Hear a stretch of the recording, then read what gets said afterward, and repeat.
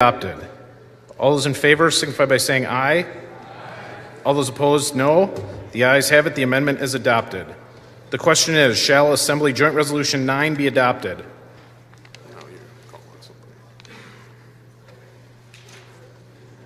Gentleman from the 43rd. Thank you, Mr. Speaker. When I read about this resolution, one of the concerns I have is that in the history of this country, we have never amended the Constitution by a convention of states. Even though the process has been tried numerous times, it hasn't happened. All 27 amendments have been passed by Congress. Now, a concern I have about this resolution is that historically, the best way we create reform is to start at the most local levels of our government and test and get consensus there. Then move to the state levels and then to the federal level. The most successful period of reform in this country's history occurred in the early 1900s. It's when we saw the greatest number of changes take place to correct a society we saw had fallen by the side. Now, I also have some skepticism about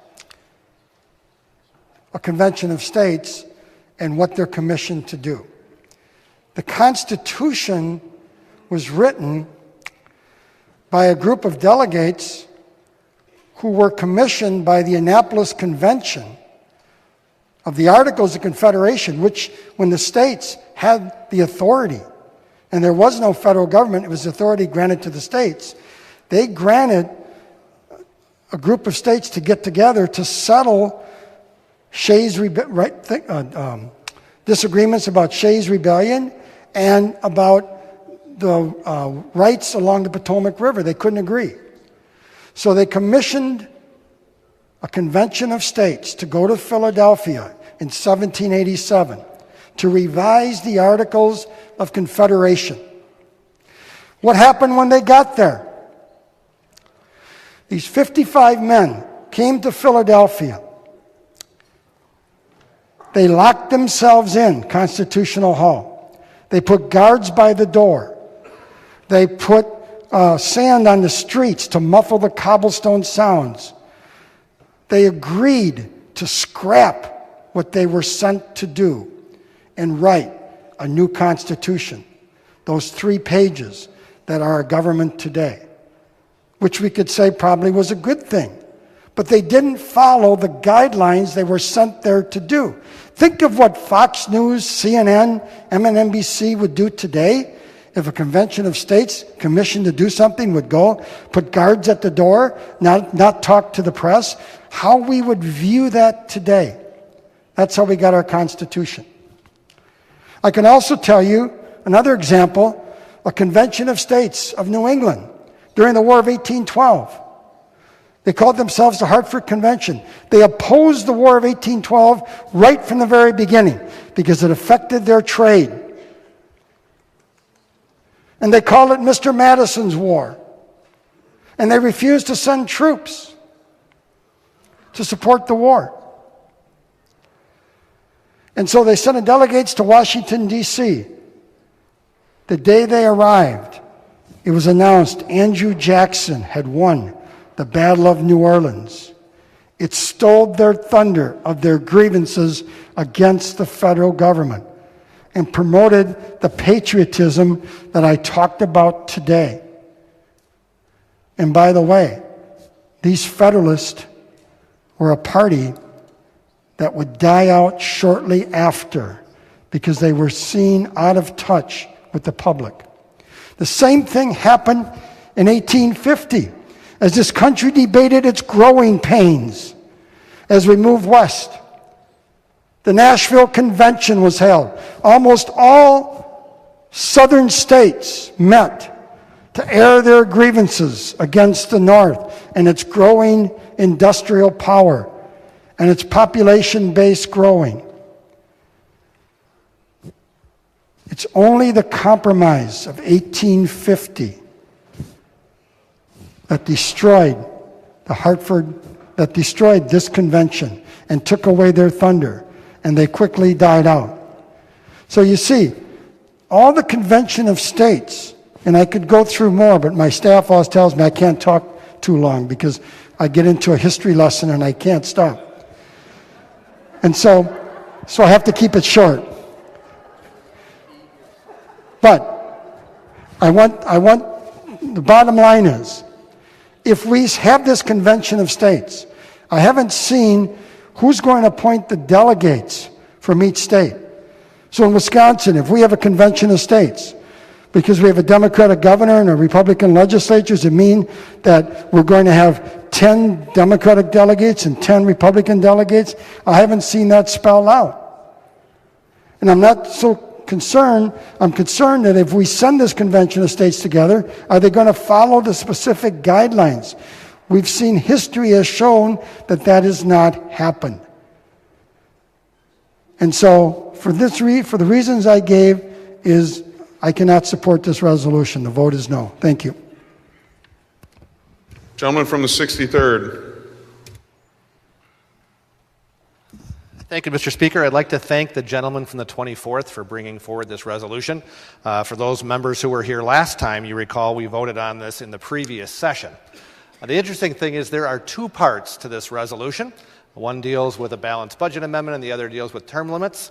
The fact that we have soon to be 18 new members in the Assembly just since last session goes to show that in the states, the problem of people being elected forever and losing touch with their constituencies is nowhere near as relevant as it is in Washington, D.C.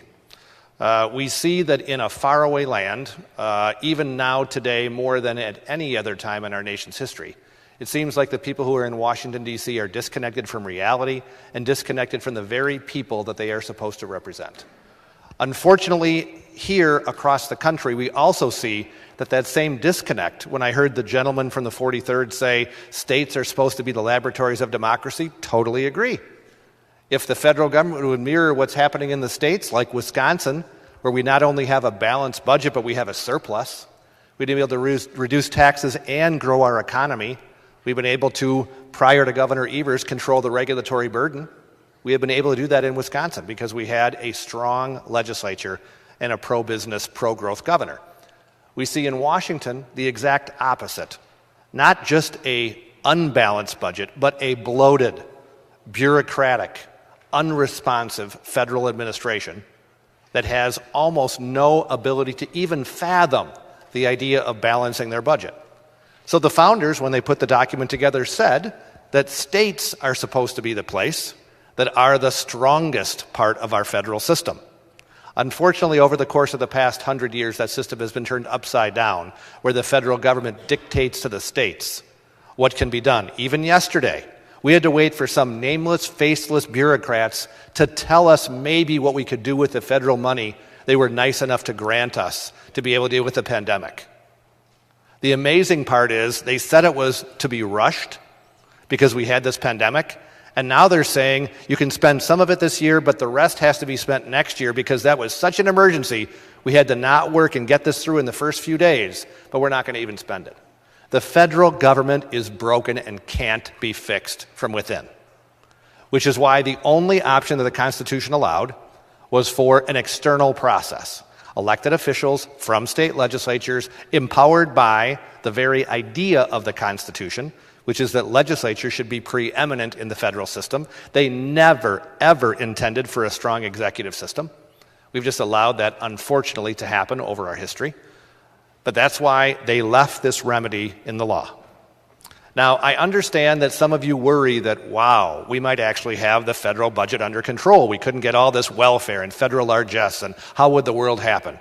It would be just fine because places would look an awful lot more like Wisconsin with a balanced budget, a growing economy, and a regulatory burden, while still too big, but much more manageable.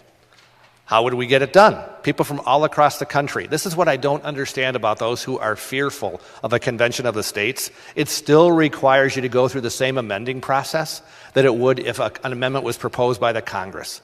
The only difference is you get to involve people who aren't married to the Washington, D.C. establishment, bringing ideas forward and allowing those to maybe become a constitutional amendment, and maybe go to the legislatures where the very people who are elected here in this body would have the right to say yes, no, and be able to reject or accept those.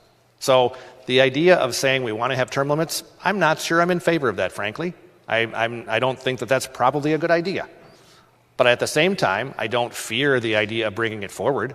I don't fear the idea that we would have a debate and some states would say yes and others would say no, but we would have a real impact on Washington. But I will tell you, I would stand all day on my head if it meant that we would get a balanced budget in Washington, D.C.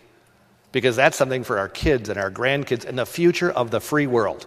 Because the rate of which we have been spending other people's money, I always call it OPM, it's really easy to spend that. That is a burden that we are putting on our kids and our grandkids. And frankly, the inflation that's going to follow is a burden that's going to be on every one of our constituents and the entire free world. So I understand that your partisan natural reflex is to keep everything in Washington, to trust nameless, faceless bureaucrats who get to decide whether or not we can cut taxes or not, because the elected officials, frankly, don't really have the courage to many times direct us in that way. I certainly think this is the only process we have left. So I just wanted to say thank you to the gentleman from the 24th. I certainly hope that we tried to get it over the finish line before. We can do it today. We can get the rest of the country to realize that states are where the primary role of government should be, not the federal government with nameless, faceless bureaucrats and, unfortunately, unaccountable politicians.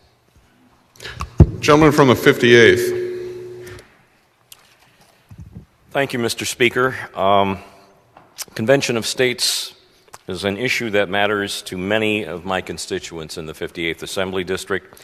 To date, 297 constituents have contacted my office, and of those 297, 278 constituents are in favor of the Convention of States, 14 are against the Convention of States, and 5 just contacted my office for general information, didn't have an opinion one way or the other. But these 278 constituents want to see the federal government on a fiscally sustainable path. They're asking for a convention of states for amendments that focus on government spending, reining in the power and jurisdiction of the federal government, and term limits for elected officials in the federal government. They are deeply concerned about the federal government's overreach when it comes to regulations on states and businesses, and they believe the federal government has been getting out of control and want limits on growing power. Our founders established the ability to have a convention of states for a reason. It's about the checks and balances that were put into place when it was ratified back in 1788. If this issue didn't matter, those 278 constituents of mine would not even be concerned.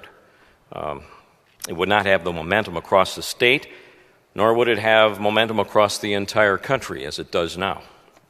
The national debt now stands over $28 trillion, and a convention of states can help the endless rise of debt.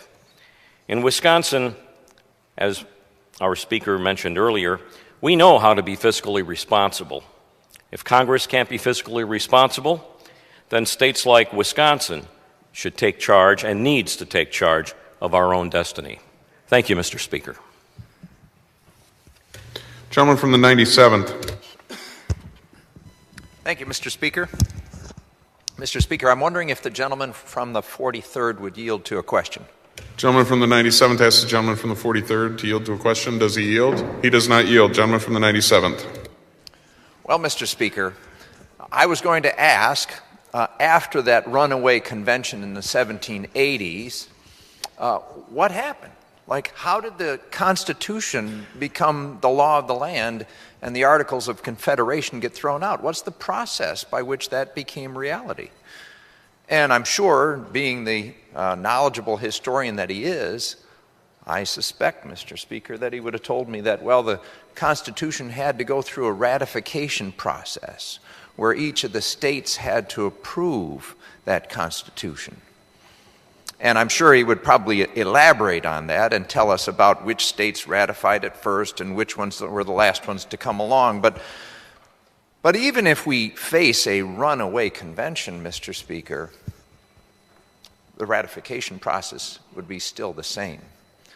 That any amendments as adopted by this convention of states would have to face the scrutiny of the people of the United States in each respective state through bodies much like this, where we campaign, go door to door, knock on people's doors, talk to them face to face, and earn their votes.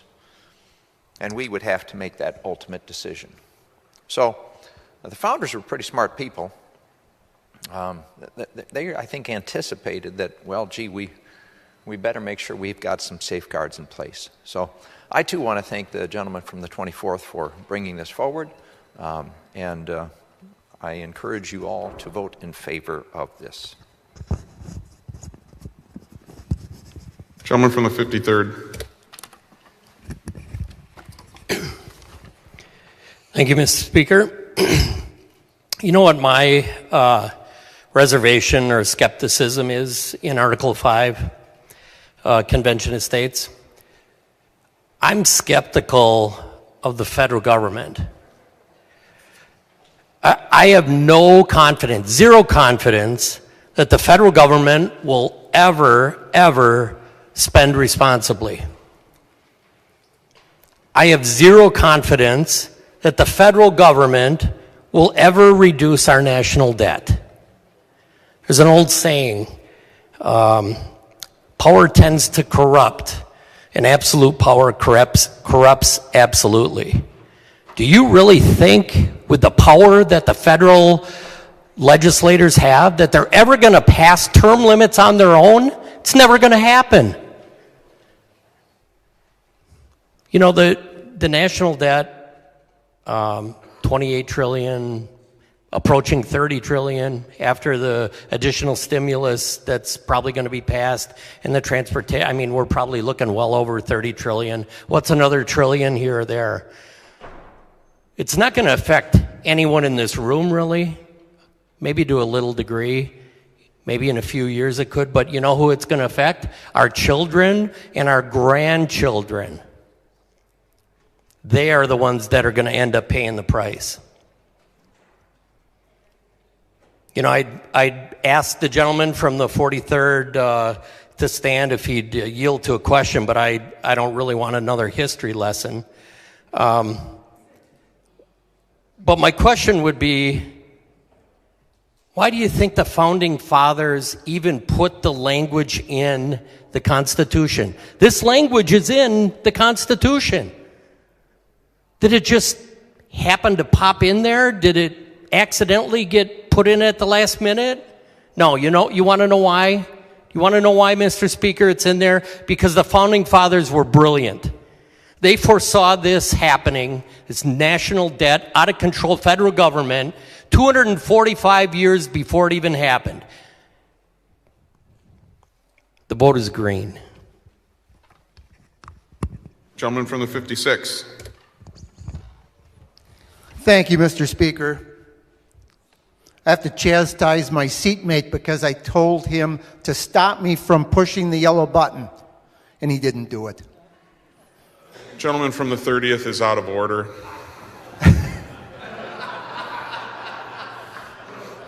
Thank you, Mr. Speaker. As a Republican, as a conservative, I wish I didn't have to speak on this today. But I'm against this resolution. And I have a couple, I think, pretty good reasons why.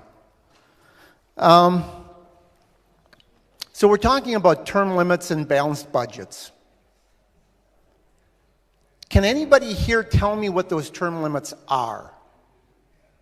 Or how they would work? Can anybody tell me what the balanced budget is? Or how that would work? Would we just raise taxes to balance the budget? How would we do that? Now, we're told that, well, this group is going to get together and they're going to come up with some ideas. But I got to tell you, everything that I've ever voted for in here, I always knew what it was. I was voting for something specific. Now I'm sort of voting for this, nebulous idea that's out there that I don't really know what it is. And so I have to hope and pray that maybe the process will work out well.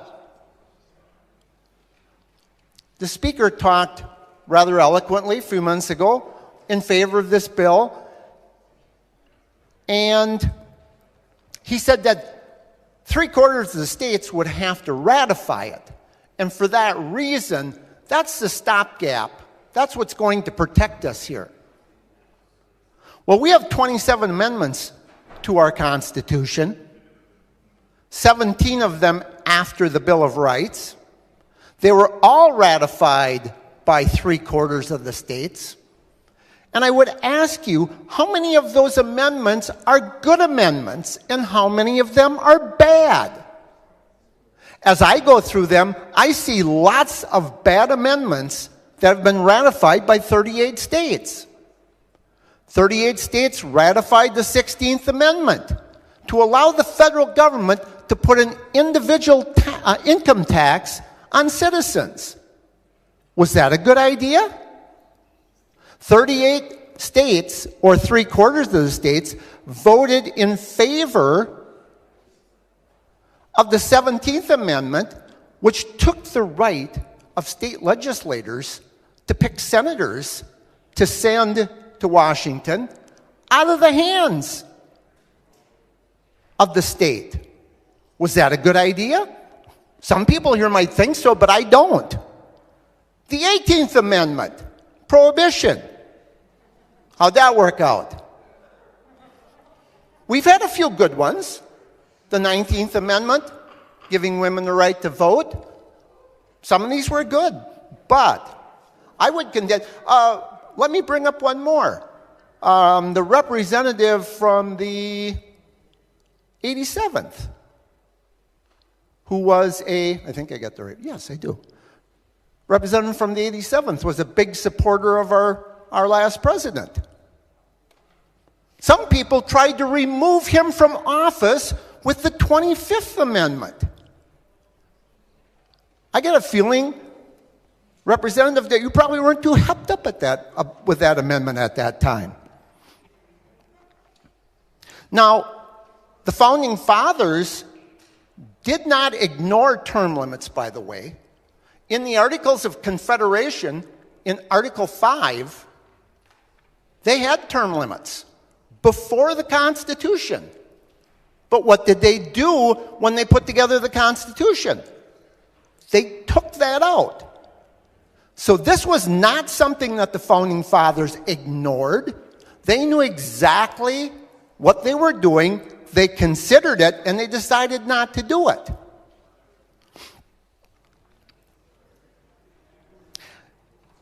I also believe that some people have this pie-in-the-sky notion, and right now, Democrats, you can check your text messages, look at your emails. I'm going to talk to my side here for a minute. And that is, they have this idea that we can have term limits and we can dump Nancy Pelosi. Wow, that really sounds like a wonderful idea. And, it gives us a moment of real feel good, right here in the heart. What do you think is going to happen if Nancy Pelosi is kicked out of office? Do you think the next person coming out of San Francisco is going to be more reasonable than she is? Do you think that they are going to be less liberal? Is that person going to be easier to work with? And of course, you don't get the job. If she's kicked out as Speaker, the new person elected won't be Speaker. The new person will be somebody else that they select. Maybe it would be an Alexandria Ocasio-Cortez that would become the Speaker if Nancy Pelosi was not in there.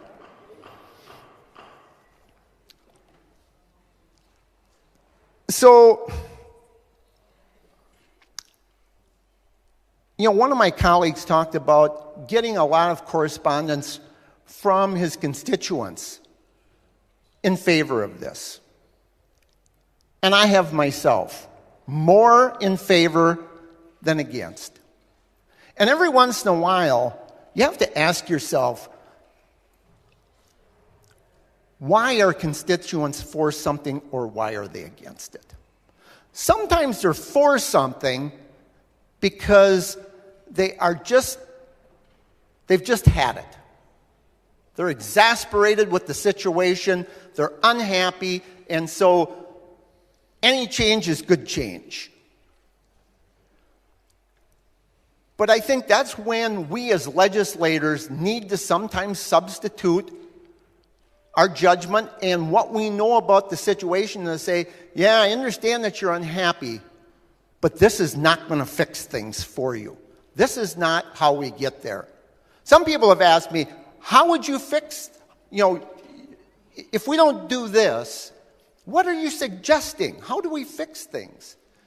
And I told my seatmate here earlier, I said, I would start going back to the amendments to the Constitution that we put in and start getting rid of some of them.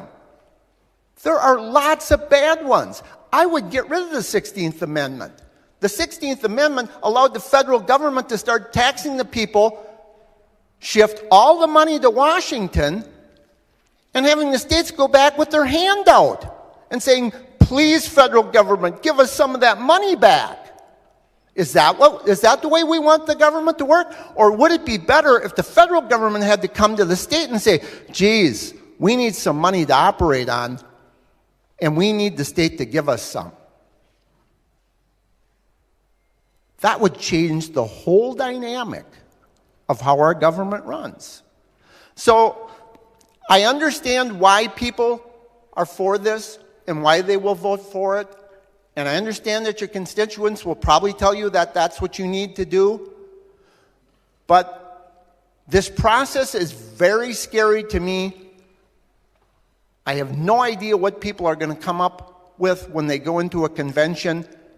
And the track record in modern times of us coming up with good ideas in these situations is not very good.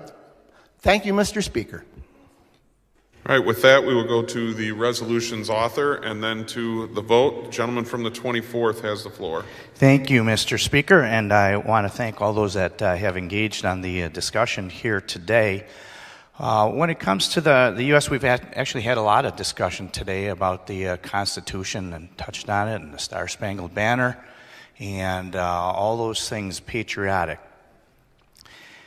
And when I came in to the State Assembly and raised my hand and took the oath of office to uphold the U.S. Constitution, the state Constitution, I took that very seriously and actually began more research in the Constitution, because there's no way I'm a constitutionalist scholar, that's for sure. And I came across Article 5 of the Constitution. And Article 5 was put in the Constitution for us, for states, to recognize those states. The states came together, they united to form the federal government. And those framers did realize that we need to keep the federal government in check. That is supposed to be a limited federal government or executive branch. And we're going to leave an option for the states to come forward, and if they have concerns, that they can propose amendments through a convention, an amendment convention. So here it is, and I'm amazed, really, that the states haven't done this to this point in time. When we look at some of we heard about some of the amendments that are there, and some good or bad. Suppose we could create a resolution to call a convention to rescind an amendment. So that option is available to us as state legislatures. But I look at one other amendment. We did hear it referenced, the 19th, women's right to vote. Congress, there's two ways to amend the Constitution: through Congress, congressional action, still ratified by the states, or by the Convention of States. And then those are proposals at the convention Anything that comes out has to be ratified by the states. By us. We're it. We're the deciding people. The 19th took over 20 years of women's suffrage trying to be recognized with the right to vote. And Congress dawdled. Didn't happen. Until finally, after, I guess, 20 years of pressure, they did act and brought that forward. That's 101 years ago. Wisconsin was the deciding, ratifying state to approve that amendment. And now we have that. But 20 years of effort on individuals, appealing to Congress, don't know what they did with their local representatives, but I think there was an opportunity there for states to come together and could have got that done and recognize women and have the right to vote. We have that opportunity now. 15 states that have moved this resolution forward. It's really an application to Congress. When it reaches 34 states and Congress is compelled to call the convention, I would have a feeling that if we get towards that number, Congress might get really busy, really fast, because they're going to see, whoa, the states are making noise, those pesky states, and they're interested in a balanced budget. Imagine that! Balanced budget, just like they got to do at home. Term limits, that's scary. They're telling us we've been hanging around too long and not getting it done. And term limits are enjoyed by a large segment of the population, Democrat and Republican. So maybe Congress will get really busy once the states speak up and get close to that number that is needed to call the convention. And that's fine. But in the meantime, we make our effort as this is authority granted to us in the Constitution. It's just about time we exercise that authority that has been granted to us and make this effort in these three particular areas. I do want to address, it was brought up, I believe from the gentleman from the 43rd, that how do you pick the delegates or commissioners. Actually, here in the state of Wisconsin, we have it in law. And, Mr. Speaker, if I could just touch on, read from Wisconsin. Objection. All right, Wisconsin Act 83, 2017. Who will pick the appointees? Speaker of the Assembly, President of the Senate, the Governor, the Minority Leader of the Senate. And it goes on and it's clearly spelled out in law, on the books, who will pick those commissioners. It also gives us that those commissioners, once they go, are under strict rules to only address in this case, the three items that we are sending them to a convention for. And finally, there's also recall language here that if they're not acting according to their obligations, we recall them back and they can be replaced. Here in Wisconsin, we have that already in law. And then finally, that ratification process is just, we can't say enough about that, how important and how high of a bar that is.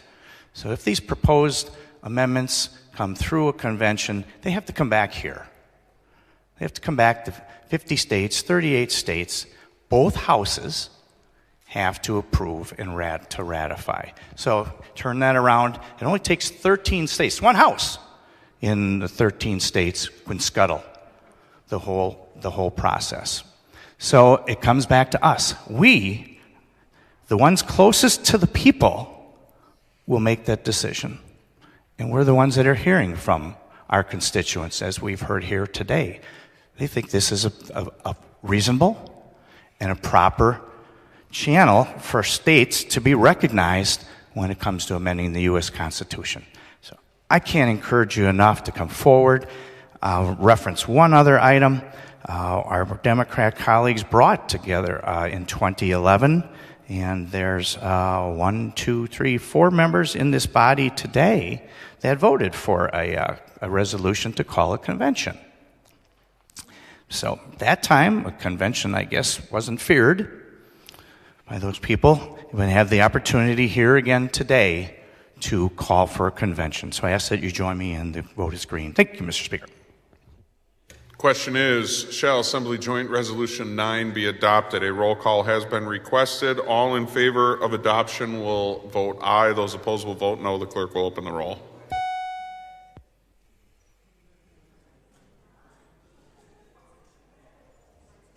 Have all members recorded their vote?